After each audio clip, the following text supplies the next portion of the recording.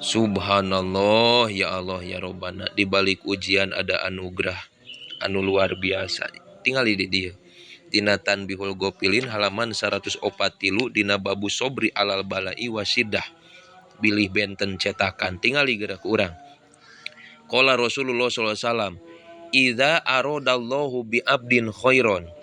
Mun teh mah Allah ngersakeun ka urang jalma anu kieu patut, rek dijieun jalma nu spesial di payunan Allah, rek dijieun jalma nu alus, aw aroda ayu sopiahu, mun teh mah urang loba dosa urang teh loba maksiat ka Allah teh, ku Allah teh rek dibersihkeun diri urang teh ku rasanya ahna, ulah loba teuing dosa maneh teh rek dibersihan ku kami cek Allah teh, soba alaihil bala soban, ku Allah dibere urang teh musibah, ujian wasajahu alai sajan anu mana ujian eta teh dialirkeun ka urang teh nu eueuh obatna, iwalti obatna urang ngajerit rasa butuh ka Allah.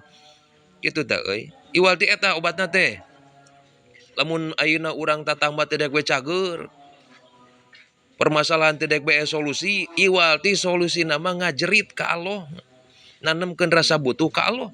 Wa idza da'ahu qolatil malaikah, di mana urang ngadua ngajerit ka Allah, maka malaikat ngadawuh, ya Robbi sautun ma'rufun, Gusti ieu teh sorak geus teu asing deui Gusti, dikenal di langit teh ieu teh sorak teh cek malaikat. Fa idza da'ahu saniyah, maka urang ulah eungeureun ngadua, dina nalika urang ngadua kadua kalina, pakola malaikat ngadawuh, ya Robbi, qala Allah taala, Gusti atuh tingali Gusti, kitu cek malaikat teh bakat karunya ka urang, cek Allah teh labbaika wa sa'daika, dieu dieu rasanya ieu teh isimpil amar bahasa Allah teh labbaika wa sa'daika, ka dieu be rasanya ti kami ka dieu latas aluni syai'an illa u'tika, teu pati-pati maraneh menta ka kami kana naon wae perkara oge ku kami rek dibere, aw dapatu anka ma huwa syarrun, nu sakira-kira maneh teresep ku kami bakal dijauhkeun ka gorengan teh tenang. Wadakhortu indi laka ma huwa abdolu minhu, sagala rupa kaalusan keur pikeun anjeun ku kami teh disimpen sing sobar, leuwih utama ku kami ditempo kasobaranana, keun ke bakal dibikeun be ka dieu be, cenah sok menta naon anjeun teh.